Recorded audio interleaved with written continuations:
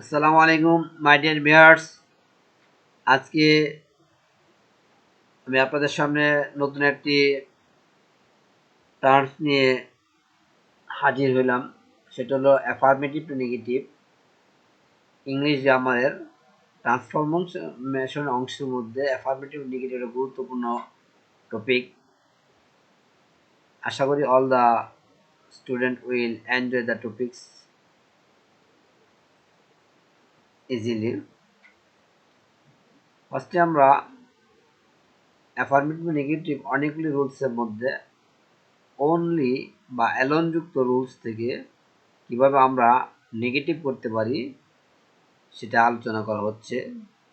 Only বা alone যুক্ত affirmative সেন্টেন্সকে negative করতে হলে অনলি বা অ্যালোনের পরিবর্তে আমাদের লিখতে হয় none but, nothing but, not more than, not less than. কিন্তু কখন নান বাট লিখতে হবে, কখন not more than not less than লিখতে হবে এবং কখন নাথিং বাট লিখতে হবে সেটা আমাদের আলোচনা করবো এখন। যদি অনলি বা অ্যালোন যুক্ত শব্দ ব্যক্তিবাচক বা সৃষ্টিগত এরকম কাউকে কোয়ালিফাই করে বা নির্দেশ করে বা তার পূর্বে বসে এলো অনলি, তখন উক্ত অনলি যুক্ত অ্যাফার্মেটিভ সেন্টেন্সকে নেগেটিভ করতে অনলির পরিবর্তে আমরা নান বাট লিখবো। কি লিখবো? নান বাট লিখবো। নান বাট লিখলে বাক্যটি নেগেটিভ হয়েছে।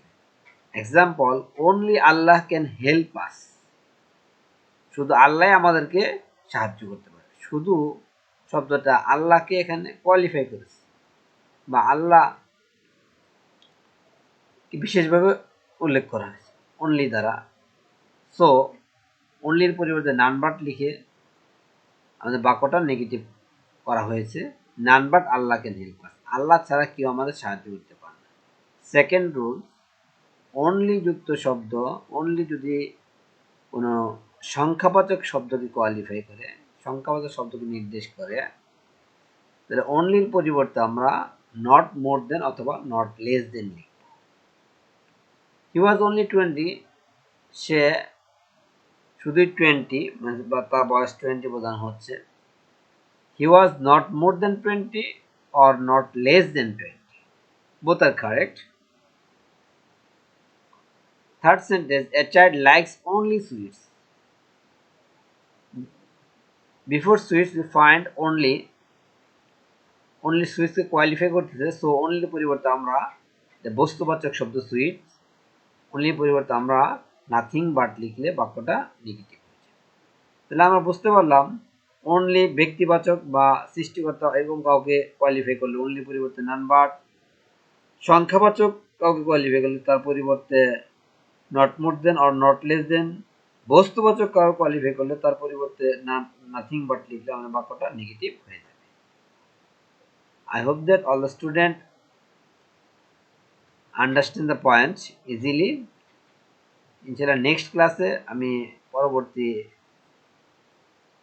অ্যাফার্মেটিভ নেগেটিভ অন্যান্য রুলসগুলো আলোচনা করব। আসসালামু আলাইকুম।